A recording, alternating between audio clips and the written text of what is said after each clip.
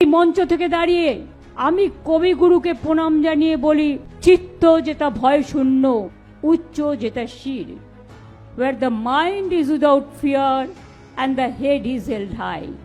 আমরা গর্ব করে বলি আমরা বাংলার মাটিতে জন্মগ্রহণ করেছি। মাটিটা প্রতিভার মাটি, এই মাটিটা গর্বের মাটি, এই মাটিটা সোনার চেয়েও খাঁটি, এই মাটিটা আমার দেশের মাটি। তাই দরকার হলে জীবন দেব, আমার ভাষা কেড়ে নিতে দেব না, কারো ভাষা কেড়ে নিতে দেব না।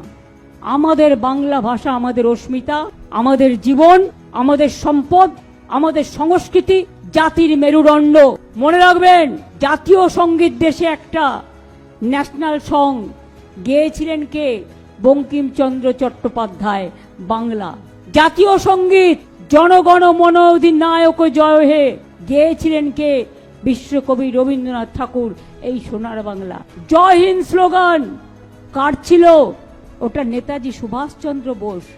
বাংলাকে কি করে ইগনোর করেন আর বাংলার ভাষা বলার জন্য অত্যাচার করেন? এই জিনিস চলতে পারে না। লড়াই হচ্ছে, লড়াই হবে। যেখানে যাই সেখানে আমি সেই ভাষায় কথা বলি, তাতে অসুবিধার কি আছে?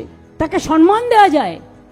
আমরা সব ভাষাকে সম্মান করি, ভালোবাসি, কিন্তু আমাদের ভাষাকে নিয়ে তুচ্ছ তাচ্ছিল্য করে, এনআরসির নাম করে ভোটার লিস্ট থেকে বাদ দিয়ে অস্তিত্ব বিপন্ন করে তার ঠিকানা কেড়ে নেবার চক্রান্ত রুখবো।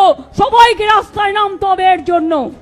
একটা মানুষের ঠিকানা কেড়ে নিলে মনে রেখো তোমাদের ঠিকানাও থাকবে না। এটা মাথায় রাখতে হবে।